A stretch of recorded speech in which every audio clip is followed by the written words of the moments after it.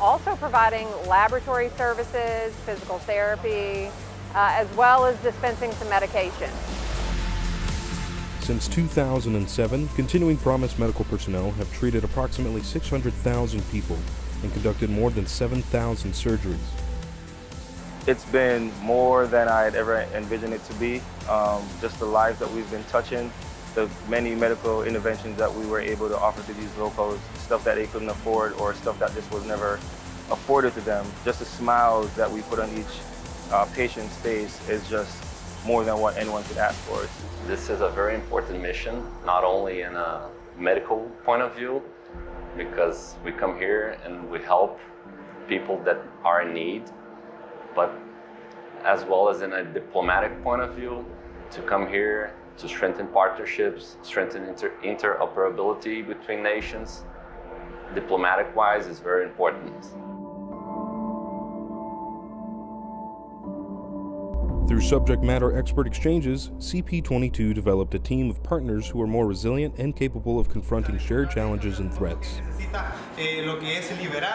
So the exchanges of information strengthened our relationship with these host nations by continuing to establish a foundation which increases the sustainment of longevity for both experience and side-by-side relationships for the future between the U.S. and the host nation.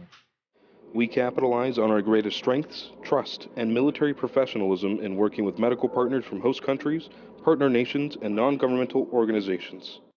I just appreciate, very humbled to see how much development we got in these countries during this mission and build that foundation for the future. CP22 allows for training and information exchanges on a variety of humanitarian and disaster relief topics, so that when called on, personnel can rapidly and effectively respond.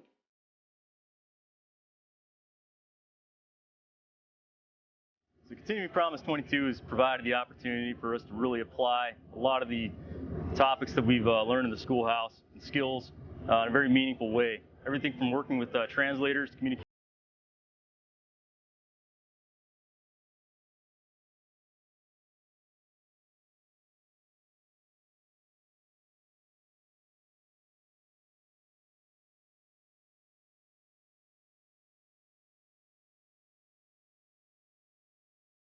resources, and manage a multinational response to a natural disaster in the region.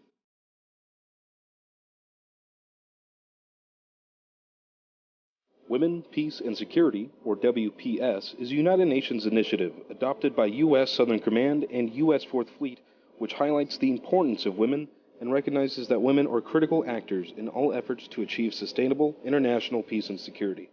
Basically a strategy that recognizes that armed conflict has disproportionate effects on women and children, and is looking at those effects and looking at ways to integrate women into the decision-making process and also the peace process.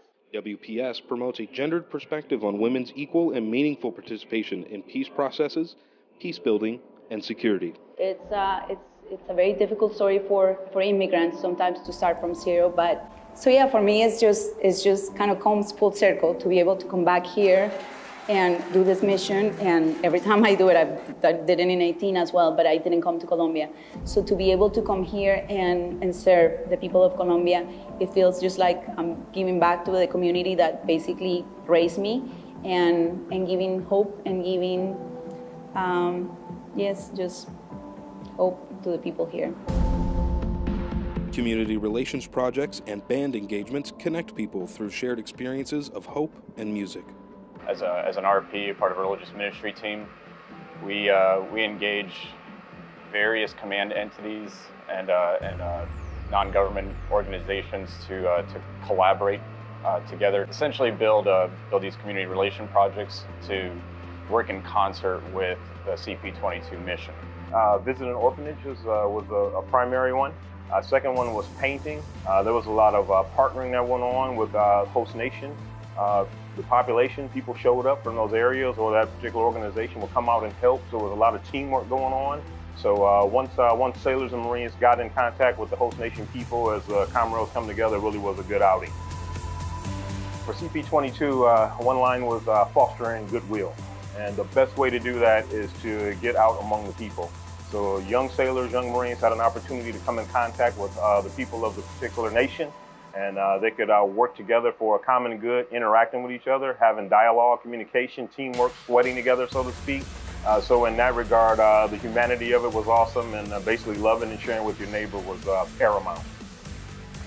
On any given port, we've been doing about 10 events between public concerts and playing at schools and doing clinics and reaching out to many audiences. I really enjoy the public concerts that we perform. We reach a wide range of audiences from small children up to senior citizens.